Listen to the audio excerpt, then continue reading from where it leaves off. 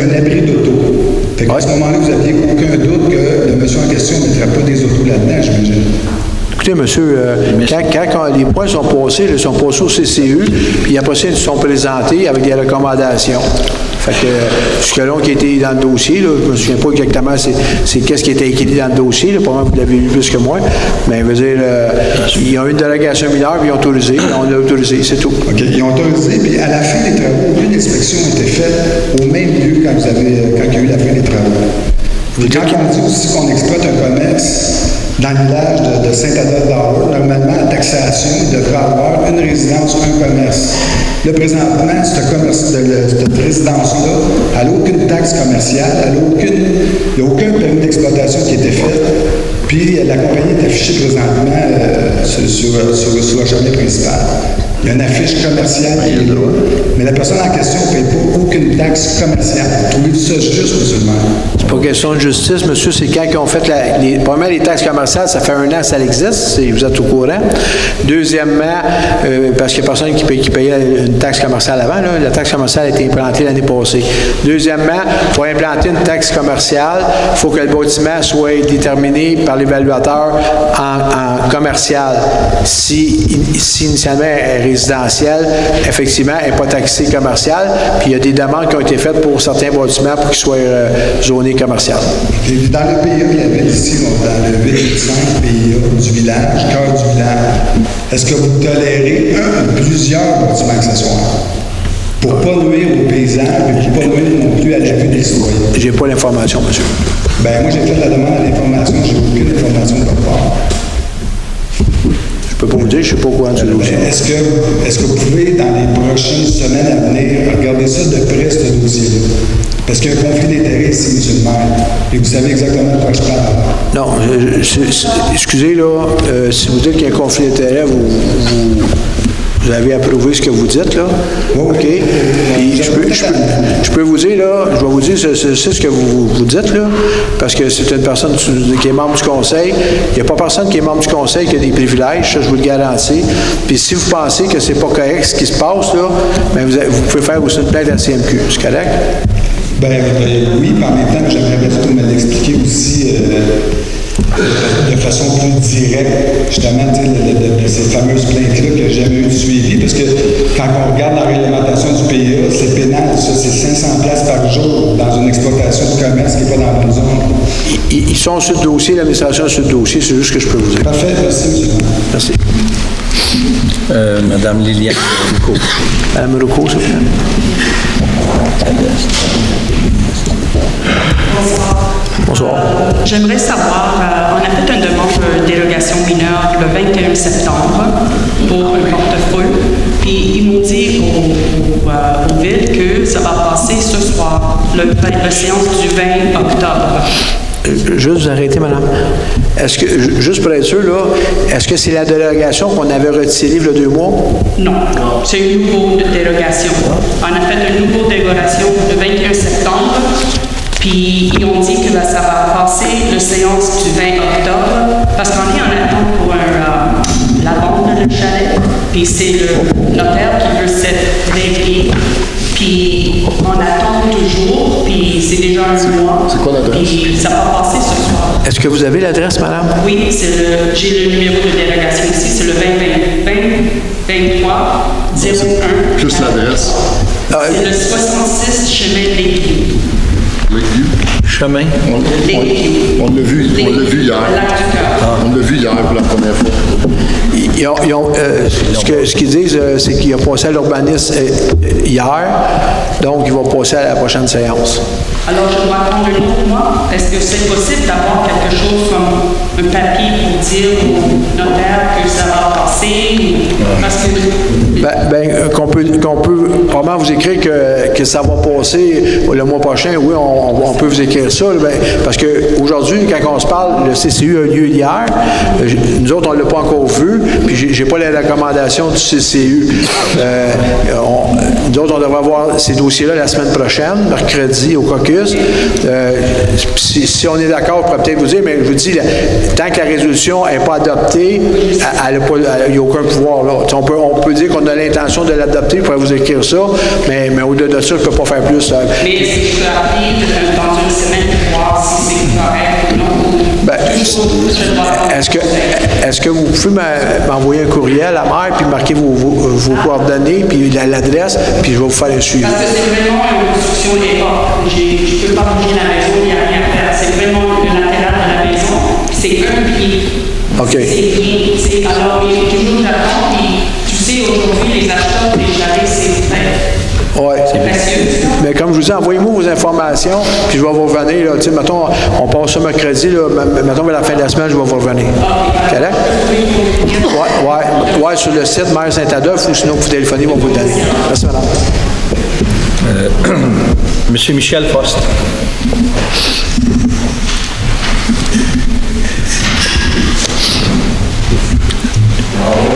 Je reviens juste sur le 634-19 puis le 743, hébergement touristique. Là, on parle le 634-19, hébergement touristique. Qu'est-ce qui concerne touristique centre-ville, j'imagine, ou c'est l'ensemble? C'est l'ensemble. OK, c'est l'ensemble. Donc, les résidences privées, comme vous avez dit tantôt, les résidences à caractère personnel privé. Le propriétaire va être... résidence principale, oui. Résidence principale, exact. Donc, les usages conditionnels, ça s'applique aux 500 mètres et de 20 mètres de distance. C'est les seuls usages qui sont gardés en mémoire. Est-ce qu'éventuellement, il y aurait... Là, ça a été adopté, de ce que je comprends. Oui. Tantôt, vous avez parlé de référendum ou... non, OK. Il y a un registre de signature pour ces règlements-là, un peu comme on a fait dans le premier. Oui. Comme je dis aux gens, bon, c'est sûr que tout le monde ne peut pas être content, là, mais tu sais, idéalement, on part avec ça, puis si jamais dans un an et demi, il y a des modifications apportées par rapport à ce qu'on constate que c'est ça, bien, tu sais, on peut retourner en réglementation, comme on a fait avec le 740-1 la première fois, puis on a ramené 500 mètres dans la deuxième. Des demandes de citoyens comme moi, là, dans 6 mois, je peux dire, j'aimerais ça un amendement à telle affaire. Ouais. Un usage conditionnel, ça passe au conseil, puis il y a des votes, etc. OK. Résidence principale, vous l'avez bien spécifié, c'est la personne qui demeure à cet endroit. Comme moi, je demeure à Saint-Adolphe. J'ai une résidence touristique tout à fait légale, là, un chalet touristique tout à fait légal près de chez moi. Moi, éventuellement, donc, je ne pourrais pas louer moins de 31 jours. Il est à moins de 500 mètres de chez moi. Donc, je ne pourrais pas faire de location de 31 jours. Parfait. Parce que là, actuellement, mon voisin en diagonale, en tout cas, peu importe, il est illégal. Nouvelle construction de 2021. Je suis dans le dossier avec la ville, l'urbanisme, vos inspecteurs. Les usages conditionnels, ça vient s'appliquer avec la nouvelle loi provinciale, la loi 67, j'imagine? Bien, la loi 67, écoutez, je ne suis pas un spécialiste, là, puis je ne veux pas dire n'importe quoi, là, mais idéalement, vous vérifiez avec l'urbanisme pour avoir les bonnes informations. Oui. Mais la loi 67, ça a été créé surtout pour les résidences principales, là, pour donner attelage à tout le monde. Là, canceller les Airbnb, etc. Bien, c'est pas vraiment canceller les Airbnb, c'est qu'ils disent que toutes les personnes qui ont leur propre résidence peuvent faire de la location temporaire. Puis on s'entend que si c'est votre résidence principale, vous demeurez là, vous n'êtes pas supposé la louer à toute la... Ça, c'est correct, je n'ai pas l'intention de le louer. C'est juste mon voisin, là, que je travaille le dossier, là, il est totalement illégal. Oui, c'est ça. Il ne demeure pas là, c'est une villégiature, là, vous avez fait des modifications, vous avez fait la définition de villégiature et résidence principale. On va travailler là-dessus, c'est de longue haleine. Deuxième des choses, qu'est-il arrivé avec Garda cet été? Bon. Je ne sais pas si vous n'avez parlé à d'autres conseils avant. Non, j'ai essayé de sauver le dos, de ne pas en parler. OK, il faut en parler. Bon, parce que justement, excusez, j'ai essayé d'appeler Garda cet été concernant mon fameux monsieur, location court terme illégale en face, puis qui faisait péter des pétards. C'était la fiesta, là, les feux d'artifice. Je me suis buté à une ligne avec un répondeur. Dans ma tête, je me dis, ils vont répondre, ils vont prendre le message, puis ça va intervenir, puis absolument rien. Bon, écoutez, ce qu'ils ont fait, c'est, vous savez, je sais pas ceux qui étaient là, mais les gens demandaient de mettre plus de bonheur, fait que là, on a engagé, gardé un mois plus de bonheur. On a engagé quelqu'un, le gars est rentré, je me souviens plus, c'est pas plus que 2 semaines. La personne est partie, puis là, il y a eu un problème de main-d'œuvre, puis ils n'ont pas trouvé personne pour venir faire le travail cet été. Donc, Garda, en gros, il n'y en a pas eu cet été, là, je ne comptais pas d'histoire. Tu n'étais pas content, à part d'avoir le véhicule qui a traîné là pendant 2 mois au stationnement, il n'y a rien qui s'est fait à Garda. On a essayé de trouver entre ça une autre entreprise, mais ça n'a pas fonctionné non plus. Dans Garda, il n'y a pas un seul employé, genre je croirais qu'ils n'ont pas donné la marchandise. Non, je vous donne ma parole, là. Ouais, j'ai été au salon, puis je les ai rencontrés, puis on a discuté beaucoup de ça, là, puis c'est que la personne qui avait embauché pour faire le dispatch, là, il n'a pas pris la bonne décision, puis comme il a dit, il allait prendre quelqu'un, puis quitte à même venir le faire rester ici pour le reste de l'été, là, il trouvait un appartement, quelque chose, mais ça n'a pas été fait, mais on va s'aligner pour l'année 2024. On ne peut pas vous dire plus que ça. Dernière chose, résidence illégale toujours en face de chez moi. Je suis en contact avec vos personnes à la ville. L'inspecteur, on s'entend. Je ne veux pas détruire les horaires de tout le monde, mais la location, ça se fait les fins de semaine. Là, actuellement, c'est moi qui fais tout l'ouvrage. Je suis plaignant, témoin, et je vais être témoin de la cour.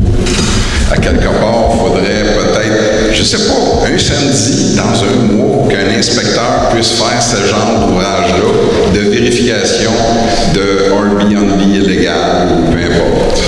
Bon, je vais vous dire franchement, là, c'est sûr que les inspecteurs, dans leur tâche de travail l'été, ont à rentrer un samedi par mois. Là, ça fait partie de leur tâche. De travailler le soir ou la nuit, ça fait pas partie de leur tâche. Puis, ils le font probablement pas. Mais s'ils rentrent de jour, la location est encore là de jour. Ouais, ça pourrait être parmi leurs tâches d'aller faire des vérifications. Non, c'est sûr, mais vous comprendrez, le problème, c'est qu'à l'heure actuelle, c'est qu'on a un manque d'inspecteurs. On n'est pas capable d'en avoir. On embauche à l'externe pour faire les permis parce qu'on n'est pas capable de fournir. Fait que des inspecteurs sur le terrain, on n'en a pas. Là, on vient d'embaucher un, là, mais on n'en a pas. On avait même augmenté à 2, mais on n'est pas capable d'en trouver. Là. Fait que c'est un problème en soi. Puis, je peux pas faire plus. On n'est pas capable de faire plus. Garda, c'était la solution. Ça nous aidait beaucoup. Mais là, la solution n'a pas fonctionné en 2024. C'est la première fois depuis qu'on l'a mis en place qu'on n'est pas là. Donc, on va continuer le dossier de mon secteur. Je vous remercie, puis on va faire le suivi pour Garda en 2024. Monsieur Duranceau.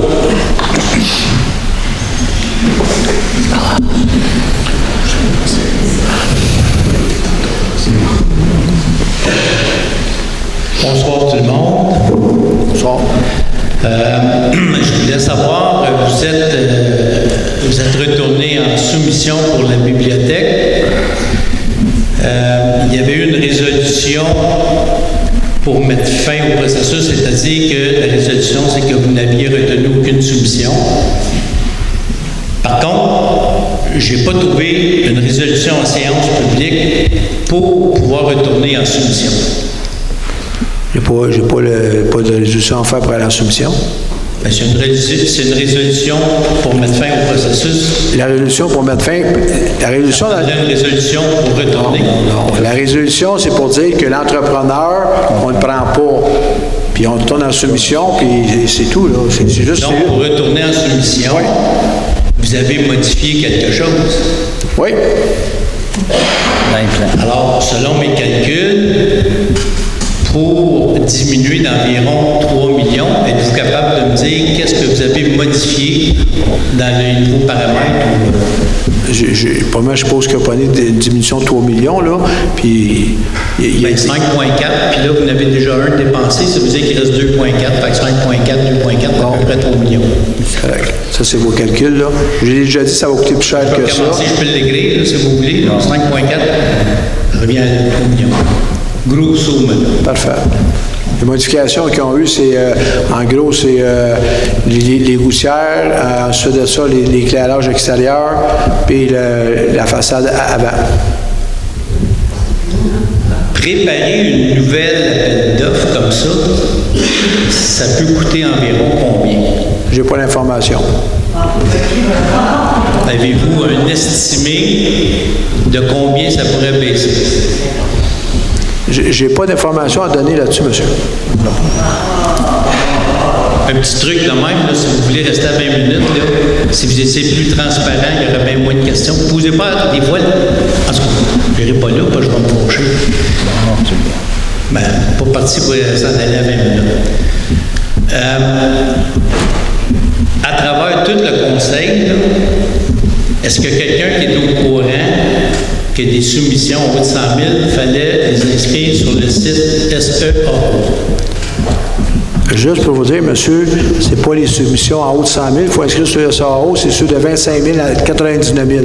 C'est ceux-là qui n'ont pas été inscrits sur le SAO, sauf qu'ils sont inscrits sur le site de la municipalité, mais il aurait fallu qu'ils soient inscrits sur le SAO en plus. C'est pas 100 000 et plus, parce que 100 000 et plus, c'est une demande de prix. Peu importe le chiffre, si vous voulez, entre 25 et 75, en tout cas, il y en avait beaucoup qui n'avaient pas été mis là. Oui.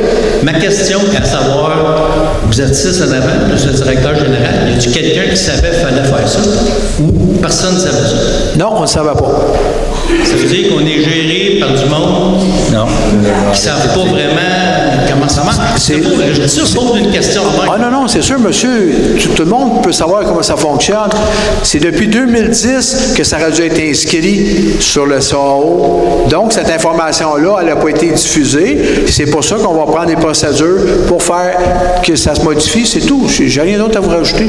Vous avez ouvert un registre pour un camion de pompiers il n'y a pas très longtemps. Oui. J'aurais pensé, parce que je vous avais déjà parlé de bibliothèque, je disais jamais on va faire ça en séance extraordinaire, déposer un registre. Le registre n'a même pas été ouvert 12 heures, en fait, à peine une journée. Puis là, vous dites qu'il n'y a aucune signature. Si vous aviez été transparent, le registre, vous l'auriez ouvert pendant 2 semaines, vous l'auriez annoncé, vous l'auriez publié. On n'a pas entendu parler pantoute. C'est sûr qu'il n'y a pas de signature. Il y a une journée dans la semaine pour aller signer. Je vous le dis, M. le maire, si vous faites la même stratégie pour la bibliothèque, ça ne passera pas. Parce qu'on va y aller signer, ça c'est 100% sûr, je vous le garantis, on est équipé. M'autant vous le dire. Vous savez, monsieur, je pense que... Ça, c'est de la non-transparence que vous faites, puis là, vous venez dans mes poches, en tout cas... Bon, monsieur, vous savez, avant de m'accuser de toutes sortes de choses, là, je pense que vous devriez prendre le temps de vous informer comment ça fonctionne. Le vote, c'est une journée. Ça a toujours été comme ça. Le registre, on gagne qu'une journée pour le C'est une journée pour ce genre de réglementation-là. Donc, vous pouvez peut-être dire que je devrais le faire 1 mois, 2 mois, 3 mois, là, ou 3 semaines. La réglementation, c'est une journée pour ce genre de règlement-là. Fait qu'informez-vous avant de venir nous accuser de toutes sortes de choses. C'est tout. Bon, ben, je vais m'informer. Je vous remercie beaucoup. Parfait. Merci. Madame Denis.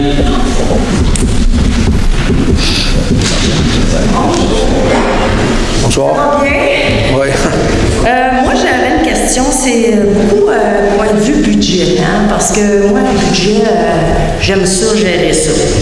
À date, vous avez règlement d'emprunt d'à peu près 30 millions, plus intérêt. Vous avez des projets de 2023-2025 de 37,5 millions, plus intérêt, plus les routes aussi, parce que les routes ne sont pas nécessairement incluses dans vos projets. Comme on a vu, il y a eu une réunion le 4 octobre. Depuis le mois d'octobre, on a à peu près 6 millions pour les routes. C'est vrai qu'on va avoir de très belles routes à Saint-Adolphe. C'est bien beau. On va probablement avoir les plus belles routes au Québec. Mais ça n'attire pas des nouveaux résidents ou des entrepreneurs. Je sais qu'on a eu des grosses hausses, pas mal tout le monde, de taxation. Ma question est, parce qu'avec tous les chiffres que je vois, ça me sonne une petite cloche. Est-ce que vous commettez à garder le même budget de 15,7 millions? Parce que là, vous êtes là-dedans. Vous êtes en train de regarder vos budgets au mois de décembre. Est-ce que vous engagez à garder le même montant? Madame, j'ai dit qu'il ferait le nécessaire pour ne pas augmenter les hausses de taxes. Là. OK. On travaillait là-dessus. Je ne vais pas vous promettre des choses sans voir tout vérifier les chiffres. Il y a les augmentations de salaire, les augmentations de tout. Là, fait que je ne vais pas vous promettre des choses que je ne tiendrai pas, madame. Mais j'ai dit qu'on ferait le nécessaire pour diminuer l'augmentation de taxes. Ça, je l'ai dit. Parce que dans votre état financier, le paiement de dette à long terme, page 15, en 2023, vous prévoyez 2,7 millions de remboursements. Puis en 2024, vous prévoyez 6 millions. Que je me demande comment on peut ne pas avoir d'augmentation de taxes quand on double, plus qu'on double de paiement de dette. Mais, Ça, c'est dans votre rapport financier à la page 15. Oui, mais là, vous comprenez que je n'ai pas le rapport à la main. Puis, non, je vous le dis. Je vous fais confiance. Si on part de 2,7 millions à 6 millions, c'est plus que le double. Oui, c'est ça. Mais dans ce que j'ai déjà dit aussi, c'est que dans les règlements, il y en a qui ont des subventions. Ouais. Donc, ça fait partie du remboursement de la dette aussi. Là. Oui, je comprends. Mais je pense que les chiffres sont pas mal là. Que vous allez essayer de regarder pour qu'on n'ait pas que votre budget demeure le même que l'année passée. Pas qu'il demeure la même, qu'il n'y ait pas d'augmentation. Possiblement la même. C'est bien beau, je vous remercie beaucoup. Merci. Madame Cécile André.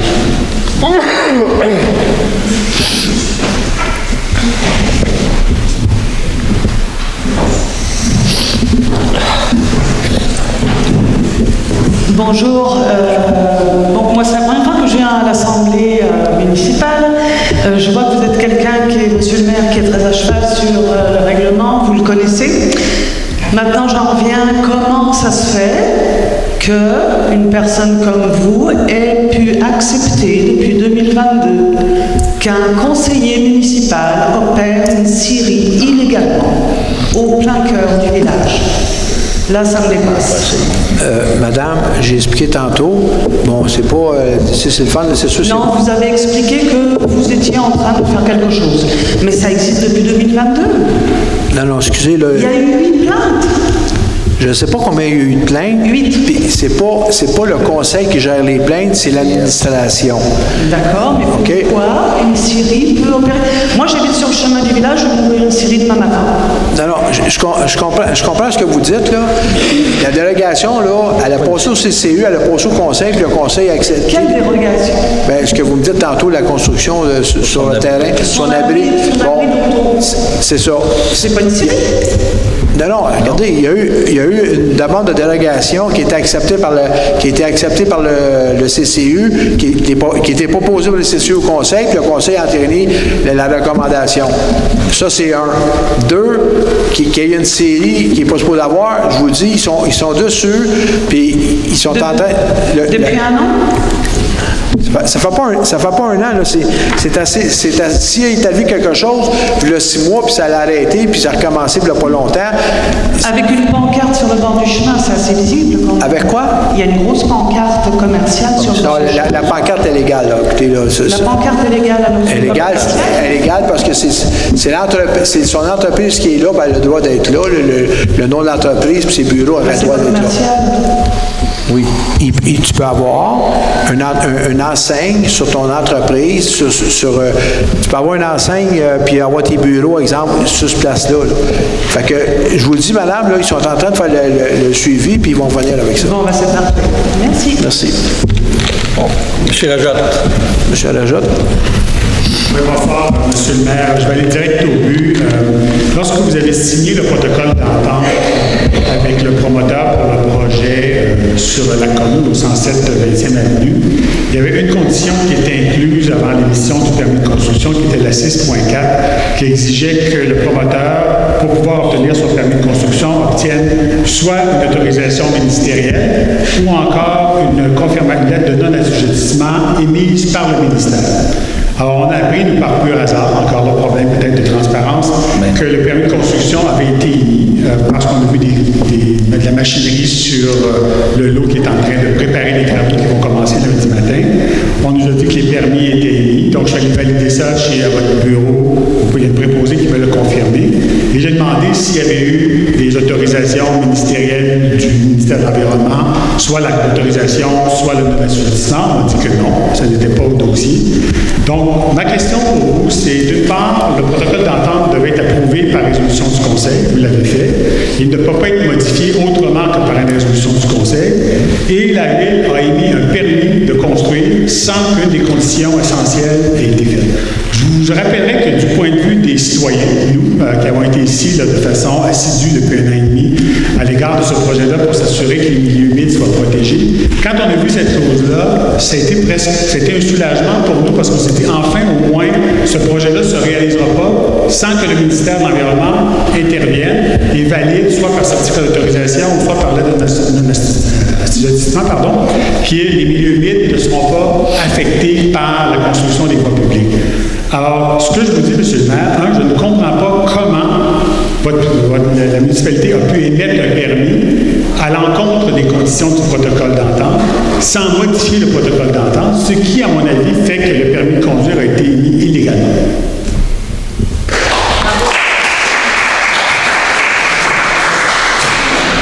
J'aimerais vous m'expliquer comment, de votre point de vue, ce n'est pas le cas. Bon, M. Rajotte, comme je l'ai toujours dit, je ne suis pas le spécialiste urbaniste. Les conditions qui sont inscrites, c'est à l'administration à les faire respecter. Ce qu'on m'a dit, parce qu'effectivement, quand vous avez écrit, j'ai posé la question. Ah, excusez. Quand vous avez écrit, j'ai posé la question. Ce qu'on me dit, c'est que le ministère, avec le changement de règlement, puis là, je vous le dis tout réserve parce que je ne suis pas un spécialiste, que le règlement, excusez, le ministère ne fait pas de l'aide d'assujettissement. Il prend ce que les biologistes, les rapports des biologistes font et émettent. Là, moi, ce que je vous suggère de faire, parce que, étant donné que vous m'avez dit aussi que la machinerie est là, moi, ce que je vous suggère de faire, c'est d'appeler au ministère de l'Environnement pour faire vérifier lundi cette chose-là pour ne pas perdre de temps. Ouais, ça, on a déjà, vous savez qu'on est déjà en contact avec Agnès Gondin, qui est l'adjointe parlementaire du l'environnement. J'étais en contact avec son bureau les 2 derniers jours. Mais au-delà de ça, M. le maire, il ne faudrait pas se défiler. Là. Votre administration, sous votre administration, c'est vous qui êtes le maire. Il y a des gens chez vous qui ont émis un permis qui ne convient pas. Et ce que vous dites, là, je comprends que Mme Lafontaine, c'est ça que vous avez dit, elle m'a dit la même chose tantôt. La réglementation, le changement fondamental de la loi sur l'environnement est arrivé en 2018. La réglementation nouvelle pour l'application de ça est arrivée en 2020. Donc, on parle de 3 ans. On n'est pas à quelque chose qui est arrivé il y a 3 mois. Quand votre équipe a rédigé le projet de protocole d'entente, qui ont mis la clause 6.4, tout du monde, il y en a un, vous avez un spécialiste en environnement dans votre équipe avec Mme Lafontaine, donc ce n'est pas des gens qui sont mal formés, là. Donc il était clair, nous on l'a pris comme ça, c'est pour ça que je vous dis, c'est qu'ils se sont dit, écoutez, il y a des citoyens qui ont des soucis sur l'impact sur les milieux humides, ils nous ont demandé de mettre cette condition-là, on va la mettre, parce qu'on pense qu'à quelque part c'est respectueux, puis là soudainement quand arrive le moment d'émettre les permis, on n'en tient plus compte, présumément parce que la règle, mais ils savaient déjà, ça s'est fait en juillet dernier. C'est pas nouveau, là. Regardez, monsieur, je veux juste faire sur un autre point, là. Là, je sais que pour vous, là, votre référence, c'est de dire que tous les gens, là, on est pas mal tous des incompétents, là, comme vous avez déjà dit. Mais ce que je veux juste vous dire, là, c'est, admettons et supposons, là, que dans le protocole, on n'aurait pas mis cette clause-là. Le protocole, on l'aurait quand même passé parce que le protocole, il est entre le citoyen, entre l'entreprise puis la municipalité. Donc, moi personnellement, j'ai pas à toucher à ça. Ils ont un rapport du biologiste qui dit qu'il n'y a pas d'assujettissement parce que le ministère n'en fait pas, puis que le ministère se sert de ce que mettons, les biologistes ont fourni. Bien, je veux dire, moi, rendu là, je peux pas décider. Je peux pas dire qu'ils vont enlever le permis. 2, ce que je vous suggère, si vous faites l'affaire avec Mme Blondin, tant mieux. Puis je vous dis de référer au ministère. Mais moi personnellement, là, c'est pas moi qui va décider là, que c'est des affaires de technicalité. Là, puis, moi, je ne suis même pas dans la technicalité, M. le maire. Vous savez qu'un protocole d'entente, il faut que ce soit. C'est votre règlement, c'est pas le règlement du ministère, quelque chose, c'est le règlement de la ville de Saint-Adolphe. On en avait parlé la dernière fois, c'est le 683. Dans votre règlement, on dit un protocole d'entente doit être approuvé dans les 30 jours par le conseil, dans les 30 jours de son approbation par le promoteur, par le conseil. Vous avez même été obligé de l'approuver 2 fois parce que vous ne l'aviez pas fait comme il faut la première fois. C'est moi qui voulais porter à votre attention. Oui, mais je veux juste vous dire, vu que vous m'en parlez, c'est faux qu'il fallait qu'il ait signé avant qu'on signe. Non, pas signé, approuvé. Approuvé, c'est ça, parce que la dernière fois que vous m'aviez dit, il fallait qu'il ait signé, mais il n'y avait pas moins de signer. Non, je vous renverrai mon courriel, j'ai signé, je sais ce que je dis. Mais ce que je vous dis, c'est que vous n'avez pas le droit de l'amender, le protocole, en enlevant une clause, sans passer à une résolution du Conseil. Peut-être qu'à la fin, vous allez dire, on va juste enlever cette clause-là, puis nous, malheureusement, comme citoyens, on n'aura rien à dire, ça ne sera pas la première fois, mais au moins, on va savoir à quel démon on fait face. Là, vous nous avez comme rassurés, à la limite, endormis avec cette clause-là. Moi, depuis 3 mois, ce qu'on fait, c'est qu'on regarde sur le registre public du ministère de l'Environnement, savoir s'il y a une demande qui a été déposée par Proactive Development pour pouvoir avoir justement soit le certificat d'attestation. Vous nous avez envoyé complètement dans le champ. Pendant ce temps-là, vous avez fait un autre deal avec le promoteur. Vous savez, M. Rajotte, là, vous pouvez dire ce que vous voulez, là, mais je vais vous dire quelque chose. L'étude des chemins, on l'a fait faire, on a donné un deuxième biologiste, puis on a payé un avis juridique en plus. On a fait que venez pas me dire là, que vous envoyez dans le champ. J'ai pas produit ce document-là.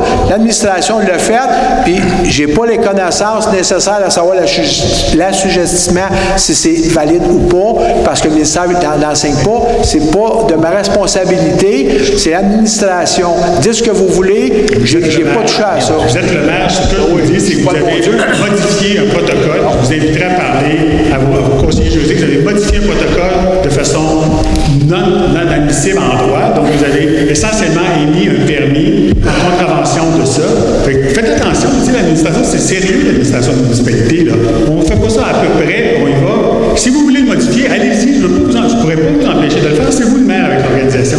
Mais au moins, on va savoir à quoi on fait face. Là, vous avez fait quoi? Et en plus, vous avez fait faire cette fameuse étude environnementale additionnelle suite aux pressions qu'on a faites. Puis ça fait 3 mois que vous nous donner accès. Je suis en appel devant la commission de l'information, de l'accès à l'information. Puis 3 semaines après, vous donnez accès à un autre rapport semblable qu'on a demandé, sans même qu'on fasse de pression pour l'obtenir. C'est 2 poids, 2 mesures. Puis il doit y avoir quelque chose dans cette étude environnementale-là qui ne fait pas votre affaire. C'est pour ça que vous ne voulez pas qu'on l'ait. Sinon, mettez-la sur la table. Merci, monsieur. Est-ce que vous avez d'autres choses? Non, mes collègues vont continuer la conversation. Parfait, pas de problème. Madame.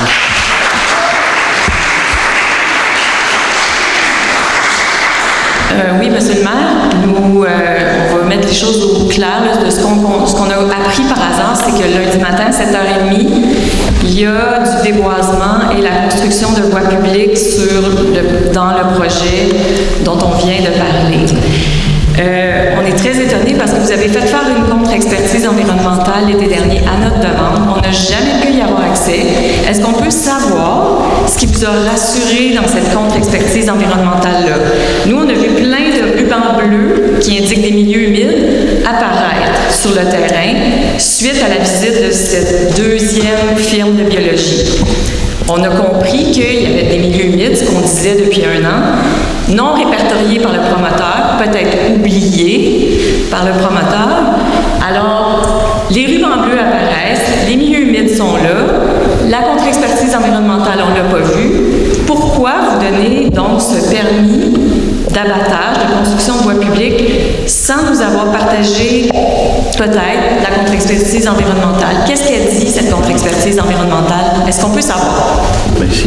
Je ne l'ai pas lu. Bon. Bien alors, qui lit et qui peut répondre à nos questions? Parce que le service de l'urbanisme. Ils nous ont jamais répondu, vous le savez très bien. Alors là, lundi matin, on passe des routes, on dynamite, on coupe des arbres dans des milieux humides. Puis, vous n'êtes pas au courant.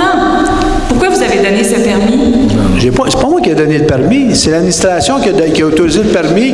On s'entend dessus, c'est pas moi qui donne le permis. Puis deuxièmement, si lundi matin, les gens coupent dans l'eau, comme vous me dites, là, bien, je vous ai dit, appelez le ministère de l'Environnement, vous allez voir qu'ils sont assez efficaces dans ces façons de faire. Là. Ça va être un peu tard. Ils vont déjà couper puis dynamiter en une journée beaucoup de dégâts. Est-ce que, moi je vous le demande, au nom des citoyens ce soir, nous voulons la suspension de ce permis qui est illégal? Bravo! Oui.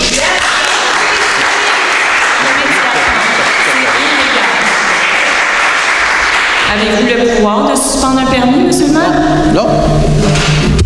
Alors, Je veux dire, qu'est-ce que vous faites? Vous vous exposez à des poursuites. Il n'y a pas juste les promoteurs qui poursuivent les gens. Ouais, je sais. Pourquoi vous ne pouvez pas suspendre ce permis qui est illégal? Parce que j'ai pas le pouvoir, puis vous dites qu'il est illégal. Puis là, puis si je le suspends, d'une façon ou d'une autre, j'ai pas le pouvoir de le faire. Puis non. J'ai pas le pouvoir. Le maire se lève pas le matin, puis il suspend un permis, là, qui est émis. Qui a le pouvoir? Ben justement, qui a le pouvoir, ça s'appelle la justice. Fait que, non, parce que si exemple, si je suspendrais son permis qu'il a eu légalement, apparemment, ben c'est le promoteur qui va poursuivre la ville. Tandis que là, vous autres, vous allez nous poursuivre. Fait que, je pense que M. Rajotte sait comment ça fonctionne pour faire arrêter quelque chose. Ah là là, c'est surréaliste, M. le maire. Ah, je sais. Vous êtes au courant là, que vous êtes le maire d'une municipalité, oui. que vous avez émis des permis en non-conformité de vos propres règlements, puis là, vous nous dites que vous ne pouvez rien faire. Non. Ça a donc bien ses limites, ça. Je n'ai pas émis de permis. Tout est conforme.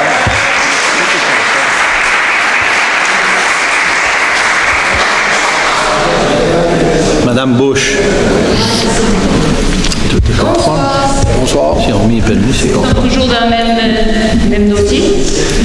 Là, je vais vous parler de l'étude de la compagnie FNS qui fait une étude sur l'état des chemins, la circulation, tout ça. Oui. Vous savez de quoi je parle? Merci. Parmi d'autres choses qui est indiquées là-dedans, c'est un phrase, je vais vous lire. Leur poids pourrait, il parlait des camions qui va se passer pendant la construction des chemins.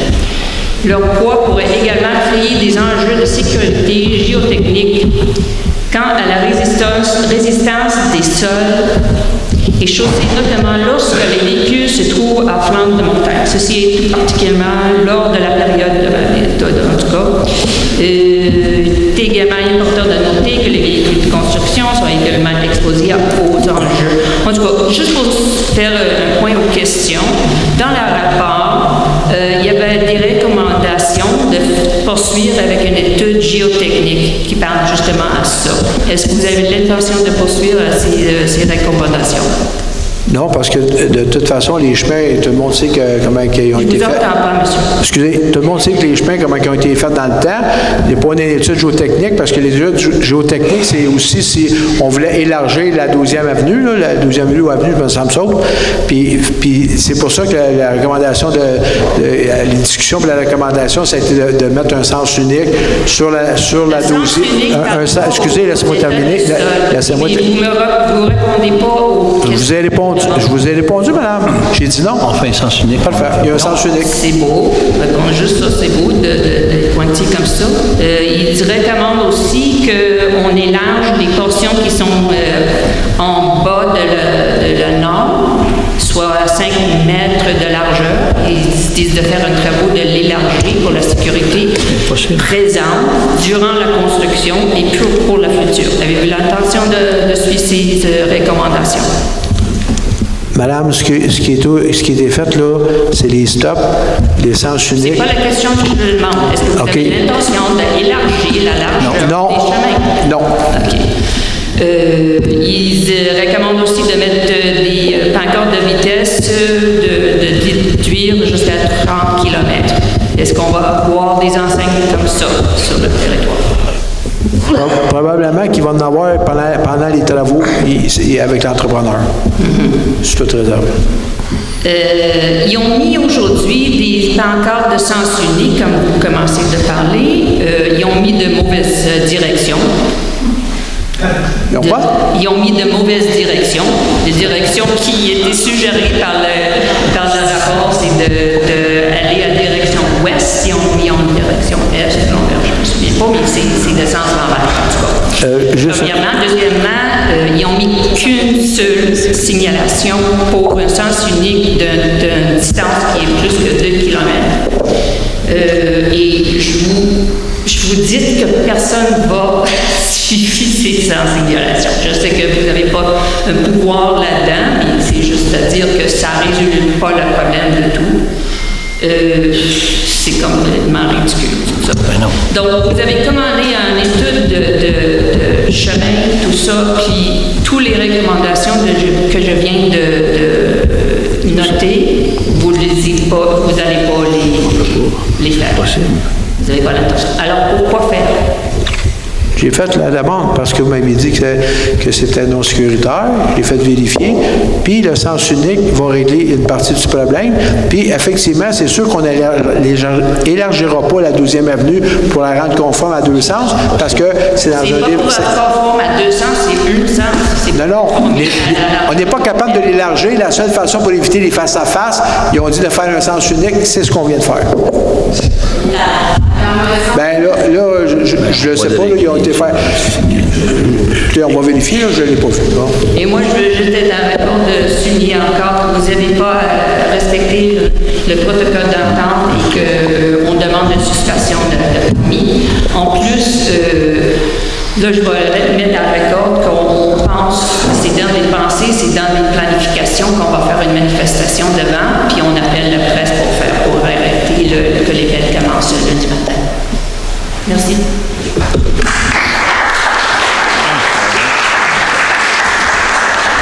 Madame Bourbeau. Oui. Donc, ma première question, je suis très étonnée. Est-ce que je peux savoir qui a lu le rapport de biologiste? Service de l'urbanisme.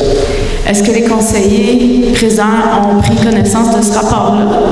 Non, c'est le service de l'urbanisme. Est-ce que les conseillers ici présents ont eu accès? Non, Mme Bourbeau. Pourquoi? C'est privé. Parce que c'est le service de l'urbanisme. Ils n'ont pas accès à tous les documents municipaux. C'est tout simple que ça. Est-ce que vous pensez que c'est normal? Bon, écoutez, Mme Bourbeau, là, on ne commencera pas cette semaine. Non, est-ce que vous pensez que c'est normal? Par souci de transparence, je vais poser ma question. En tant qu'élu municipal, vous avez un code d'éthique et de déontologie à suivre, les résolutions que le conseil adopte. À part aujourd'hui, il y a eu 2 personnes qui ont voté contre. Les gens qui sont là, vous êtes tenus responsables de ce que vous adoptez pendant votre mandat. Est-ce que vous en êtes conscient? Je m'adresse à 7 individus. Si vous ne pouvez pas parler, vous pouvez lever la main. Est-ce que vous êtes conscient que vous êtes responsable des résolutions, oui ou non? Mme Bourbeau, les questions sont au maire que vous les posez, c'est tout. Parfait. Mme Légaré, son département, c'est l'environnement. Est-ce que je me trompe, oui ou non? Non. Qui est le responsable du dossier de l'environnement? Écoutez, là, je ne commencerai pas, là. C'est très important. Est-ce que le conseiller qui est responsable c'est la municipalité, du dossier de l'environnement? C'est la municipalité, ils ont un employé en environnement. Alors, vous adoptez, en tant que conseil municipal, en tant que maire, des résolutions sans avoir tenu compte des documents. Est-ce que vous pensez que c'est légal? On fait une résolution. Madame Bourbeau, quand que vous avez 2 expertises qui ont 200 pages chaque, ça c'est un dossier, pensez-vous sérieusement qu'on a le temps de toutes lire et de toutes les passer? C'est votre devoir. Non, je m'excuse, là. Non, vous rêvez en couleur. C'est tout ça. Est-ce que vous avez lu l'étude d'ingénierie que les citoyens ont demandé? Oui ou non? Laquelle? L'étude d'ingénierie dont Mme Bush et Valérie Fugilin, est-ce que vous les avez lues? Oui. Pourquoi vous n'avez pas lu celle qui concerne l'environnement? Parce que je n'ai pas les connaissances nécessaires pour faire la différence entre les 2 rapports. Ça vous va-tu? Les citoyens qui sont présents dans la salle, ils ont des connaissances. On habite ici depuis presque 20 ans. Il y en a qui sont nés ici. On vous a exprimé. J'ai envoyé des courriels. Monsieur le maire, je n'ai pas eu de réponse. Avez-vous reçu mes 2 courriels que j'ai envoyés à ce sujet-là, oui ou non? J'ai pas compris. Oui ou non? Est-ce que les conseillers ont reçu des courriels? Écoutez, Mme Bourbeau, là... Bien, vous venez de dire d'envoyer des courriels. C'est ce que j'ai fait. Nelson l'a fait. OK, Mme Bourbeau, ça suffit, là, s'il vous plaît. Mme Bourbeau, je vais vous expliquer quelque chose. Quelqu'un qui envoie 60 courriels, quelqu'un qui envoie 20 téléphones partout, qui appelle chez nous aussi, qui laisse un paquet de messages, effectivement, on les écoute plus. Ça vous va-tu, ça? Envoyez 2 courriels, monsieur. Non, laissez faire. OK. Juste pour vous dire que c'est votre responsabilité de prendre en considération les documents lorsque vous adoptez. Les permis, ils ont été adoptés de façon illégale. C'est correct. Vous ne pouvez pas dire que c'est de votre faute. C'est bon, c'est correct. Le sens unique qui a été installé dans le mauvais sens, est-ce que vous étiez au courant?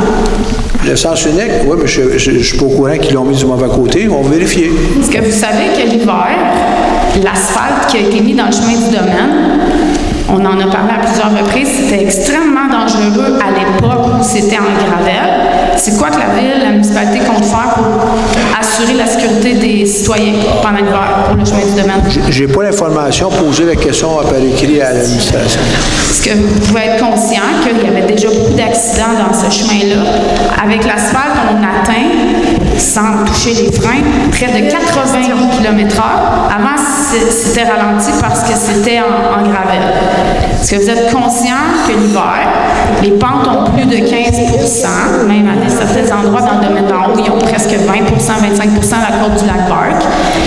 Est-ce que vous êtes conscient des dangers? Oui ou non? Tout est dangereux, Mme Bourbeau. Même chose qu'il y a plein de gens qui me disent que vous conduisez très vite.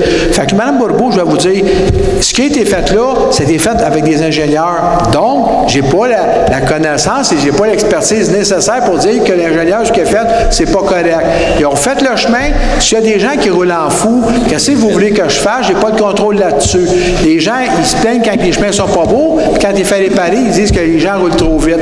Sauf que ça a un avantage, comme que je dis aux gens, c'est que normalement, les gens qui se promènent dans du domaine, c'est tous des gens du domaine. Donc, vous devriez être en mesure de vous discuter entre vous autres mêmes. Donc, nous, on va épandre du gravier pendant l'hiver? C'est pas ça que je viens de dire. Mais qui va s'assurer que les chemins sont sécuritaires? Est-ce que la municipalité va s'assurer? Parce que c'était déjà... Comme ils font, c'est la municipalité qui gère ça. C'est tout. Donc, il faut s'adresser aux travaux publics pour s'assurer que cet hiver, à plusieurs reprises, compte tenu qu'il n'y aura plus de gravelle, ça va être très dangereux. Fait. Merci. J'ai une question ici. Si je comprends bien, en 2019, vous et le Conseil avez adopté le règlement 859 sur la gestion contractuelle, faisant en sorte que dorénavant, toute dépense d'au moins 25 000 mais inférieure à 100 000 était faite de gré à gré avec un fournisseur choisi par le Conseil sans faire l'objet d'un appel d'offres sur invitation d'au moins 3 fournisseurs potentiels, comme cela avait été toujours le cas avant 2019. Pourquoi un tel changement éliminant la concurrence entre fournisseurs potentiels a été adopté? Ça peut résulter en résultant évidemment du copinage. Est-ce que vous comprenez la question? Non. Parce que vous ne répondez pas. 15 mois après la tornade de juillet 2022 qui a ravagé le triangle formé par les lacs Saint-Joseph, de la Couleuvre et Beau-Soleil, est-ce que la municipalité de Saint-Adolphe d'Harwood a entrepris des démarches pour obtenir de la part du gouvernement supérieur, fédéral ou provincial, des fonds visant à revitaliser les bandes riveraines et la forêt environnante, totalement dévastée par ce désastre atmosphérique? Non, rien là-dessus. Est-ce que vous avez l'intention de faire ça? C'est des terrains privés, madame. La municipalité, en tant que maire, en tant que conseil, vous avez le droit de demander des subventions pour aider vos concitoyens. On l'a fait. Vous l'avez fait? Fait. Est-ce que la municipalité a autorisé le promoteur pour le déboisement de l'eau entre le lac Long et le lac Cornu afin de commencer son projet de développement avant même que ce projet ait fait l'objet d'une résolution du conseil? Il semble que les travaux devraient commencer lundi, alors que les rapports demandés par la municipalité n'ont pas été rendus publics, malgré les demandes des citoyens pour l'analyse par le groupe de citoyens concernés. Pour fin de transparence envers les contribuables présents et pour aider à leur compréhension, ne serait-il pas logique que les propositions faites durant la séance publique soient lues au complet avec tous les attendus? Présentement, il faut attendre la publication du procès verbal pour connaître un peu plus les tenants et aboutissants d'une proposition devenue résolution adoptée. Pourtant, le procès verbal d'une séance, son nom le dit, ne devrait rapporter que le verbatim de ce qui est dit durant la séance. Ainsi, nous apprenons plus tard dans le procès verbal qu'en étant présent sur place ou en écoutant la vidéo lorsqu'elle est disponible, c'est le monde à l'envers, un manque de respect pour les contribuables qui se présentent aux séances publiques du Conseil et qui les écoutent en ligne. Est-ce que vous êtes conscient de ça? Ça a été fait comme ça, je ne commencerai pas à changer ça. J'ai pas compris. Ça a été fait comme ça, je ne commencerai pas à changer ça pour vous, là? C'est pas, en passant, ça, c'est des questions d'un citoyen qui s'appelle Martial Fortin, qui n'a pas pu venir aujourd'hui. Par souci de transparence, les séances du conseil que vous avez faites, dont la séance extraordinaire pour la bibliothèque qui a eu lieu au chalet des loisirs, il y a plusieurs mois, n'a pas été filmé ni mis sur le site de la municipalité. Est-ce que si on vous donne une copie de cette assemblée-là, vous vous engagez à la mettre publique? À la rendre publique? Rendre public quoi? La séance du conseil extraordinaire lors de l'adoption du projet de bibliothèque qui a eu lieu l'année dernière au Centre des loisirs, un mercredi soir, il y avait 3 personnes présentes. Cette séance-là, vous avez dit que vous n'aviez pas besoin de la filmer, c'était pas important pour les citoyens. Si on a une copie de cette séance-là, est-ce que vous vous engagez par souci de transparence à la rendre publique, M. le maire? Non, madame, on ne filme pas les séances extraordinaires, puis si vous voulez rendre public, vous avez tous les réseaux nécessaires pour le faire, faites-les. Vous n'allez pas m'envoyer une mise en demeure? Pardon? Je sais qu'il y a eu des séances qui ont été coupées pour des problèmes techniques, donc je peux les rendre publiques? C'est vos droits. Moi, j'ai rien à faire avec ce que vous voulez faire. Hein? Dans cette séance-là, M. le maire, vous vous étiez engagé à fournir aux citoyens les plans de la bibliothèque. Lors de ma dernière question, il y a je l'ai fait, madame. Je les ai fournis. Les plans et devis ou seulement les photos? Non, je ne fournis pas les plans et devis. J'ai fourni les plans de la bâtisse intérieure, extérieure, la photo, c'est tout. Est-ce que vous vous engagez à faire la même chose? Non, je ne m'engage pas. Le prochain projet de bibliothèque que vous allez adopter? Le prochain, c'est une photo que vous voulez avoir? Non, les plans et devis, les soumissions. Non, je ne fournis pas des plans et devis, oubliez ça. Pourquoi? Parce que je ne fournis pas de plans et devis, madame. Faites une demande à l'accès information, ça vous tente, là, c'est tout. Est-ce qu'on peut les avoir, ces documents-là? Parce qu'il y en a qui ont été demandés pour le rapport biologique. Est-ce que vous pouvez vous assurer que les citoyens vont avoir accès à ça? Je viens de vous répondre. Oui. Faites une demande.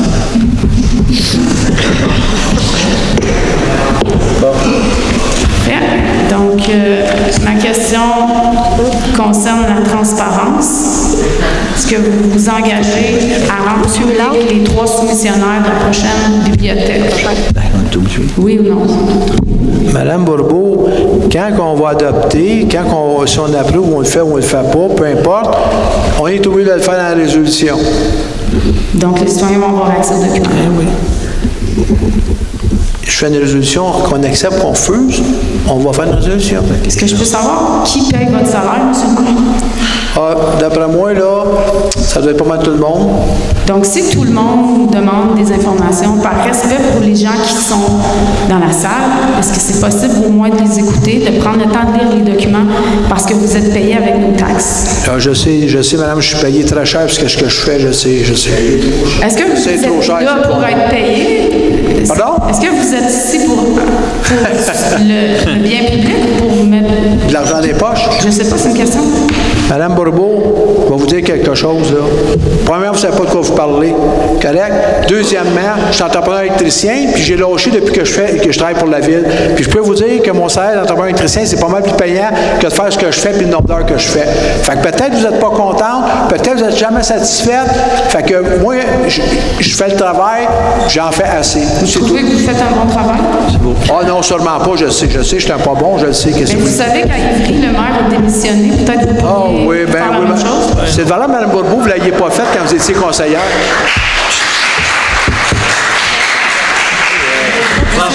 J'ai jamais présenté ma candidature comme mairesse. Quand conseillère municipale, j'ai fait d'énormes heures, je n'étais pas payée, avec un salaire de 12 000 par année comme bénévole. Je ne suis pas payée ce soir pour venir ici. Je ne serai pas payée lundi pour aller manifester pour la protection des territoires. Je n'ai pas été payée pour appeler les journalistes. Je n'ai pas été payée pour rien. Il y a des citoyens qui s'inquiètent parce que dans cette génération, on veut qu'il reste quelque chose de Saint-Adolphe. Puis malheureusement, ce n'est pas des taxes, de l'argent qui va faire en sorte que notre territoire va être protégé. Et vous avez des conseillers municipaux qui sont en conflit d'intérêts et vous fermez les yeux. Vous dites que vous ne connaissez pas les dossiers. Je répète ma question, peut-être que vous devriez penser à démissionner si vous n'êtes pas illégitime à siéger. Il y a des personnes qui ont le goût de faire en sorte que Saint-Adolphe. On a perdu confiance. Manque de Monsieur, là, écoutez-moi bien, là. Soit vous laissez les autres poser une question, sinon je vais fermer la salle. C'est bon, je m'en vais. Monsieur, ça suffit, là. Monsieur Millard. On va finir.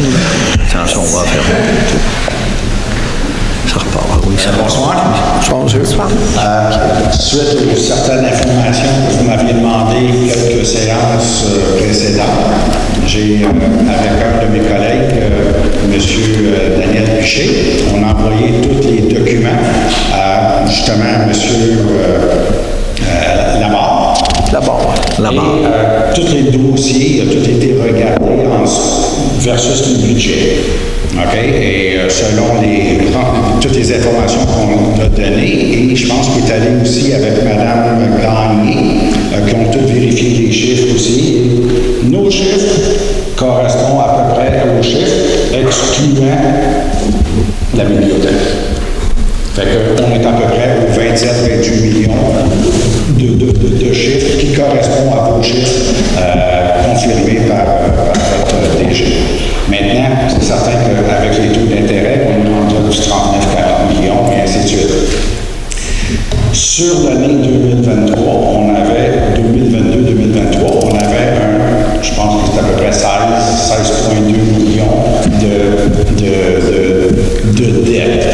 Maintenant, avec les chiffres qui sont rendus maintenant à près du 27-28 millions à part les intérêts, on est à 2 mois du projet 23-24 avec votre nouveau budget qui va arriver. Selon des chiffres qu'on a regardés, on s'enligne avec une certaine augmentation. Est-ce que vous êtes capable, comme la plupart des entreprises, on est 2 ans, 1 an, 6 mois, 3 mois, qui nous demandent le temps de vérifier les budgets, les prévisions, et ainsi de suite. On est à 2 mois ou à peu près. Est-ce qu'on est capable de dire, pour 23-24, où est-ce qu'on s'enligne avec le nouveau budget? Comme j'ai expliqué tantôt, monsieur, on est dedans. Présentement, on travaille dans chaque département, ils sont en train de préparer le budget, le demande, puis après ça, on a des rencontres, puis après ça, nous autres, on se rencontre tous pour voir la planification du budget. Ouais, je peux comprendre tout ça, sauf que, comme je vous le disais tantôt, dans les entreprises, on est à 2 ans plus avancé, à 1 an, à 6 mois, à 3 mois, et on n'attend pas la dernière seconde pour arriver et dire hey, on court, il nous manque de l'argent, ici, et ça. Comment ça se fait qu'on n'ait pas un peu plus d'avance qu'arriver 2 mois juste à la fin? Bien, parce que les budgets, ils sont comme ça, monsieur. Là, il n'y a personne qui. Il n'y a pas une ville qui est capable de vous dire qu'il planifie son budget dans 2 ans. Il n'y en a pas. Là. La planification du budget, elle se fait l'automne, puis on est dedans. Puis elle va être produite au mois de décembre, c'est comme tous les années. Là. OK, maintenant, il vient d'avoir un nouveau projet qui n'était pas dans le triennal, qui est à 4 125 000. Oui. Je pense que c'est sur la montée du chemin de la Loire. Ça vient d'arriver. Est-ce que d'ici décembre, on s'enligne encore avec d'autres projets inattendus avant que le budget soit déclaré? Écoutez, vous avez remarqué, là, vous me parlez de Val-de-Loire, 3 millions. En soir, il y en a passé 2, 1,6 à peu près, 3,2 millions pour les deux autres chemins. La façon de procéder, c'est que pour faire les chemins, pour avoir une subvention, faut faire des études, puis après ça, on fait une demande de subvention. Pour faire une demande de subvention, puis aller en appel d'offres, ça prend un règlement d'emprunt qui est en fonction. Donc, pour faire exemple, Val-de-Loire, à 3,125 millions, là. C'est 4 millions 125. Excuse, je me trompe, 4 millions 125. Pour faire Val-de-Loire, bien, on a fait faire l'étude, toute l'équipe, puis là, on fait le règlement d'emprunt, on fait une demande de subvention, puis si on a la subvention, bien, on va faire les travaux, puis si on n'a pas, on ne le fera pas. Mais je veux dire, il faut qu'on se prépare d'avance, parce qu'il faut envoyer ça dans les ministères et ces choses-là. Par contre, ça faisait pas partie du syndicat. Non. Non, parce qu'il y a eu l'étude du PIRL, l'étude des chemins qui sont plus endommagés à Saint-Adolphe. Puis ce chemin-là fait partie du PIRL. Puis il y a des chemins comme ça qu'on regarde annuellement, puis on en prend. Si vous remarquez, dans les autres années, ils n'en ont jamais mis non plus de ces chemins-là. Comme cette année, on a fait du domaine puis au 4-Lacs, mais il n'était pas dans la triennale non plus. Moi, je comprends, mais il reste que de l'autre côté, si on était cette année avec 16,2 millions de dettes, dont on a 27 millions de dettes, il y a une différence de 9 millions. Je comprends que ce n'est pas sur une année. Si le 9 millions va être sur une base de 15 ans. Mais si c'est 9 millions supplémentaires de dettes qui s'accumulent. Donc, on ne peut pas dire qu'on va être capable de garder les mêmes taxes parce qu'ils vont manquer d'argent. Écoutez, les choses, je peux vous dire, là, c'est sûr que les chemins, ça fait des années qu'ils n'en ont pas réparé puis ils n'ont pas fait. Je suis d'accord. Correct? Bon, vous avez aussi raison. Je suis d'accord. Non, je veux juste... Mais il y a de l'argent qui manque. Je le comprends, ça. Mais là, on a la chance soit d'avoir des subventions de 50, 60, 70 % pour faire les chemins. Soit qu'on les fait, ou soit qu'on dit qu'on fait rien. Puis, si on fait rien aujourd'hui, là, tu sais, le chemin qui coûte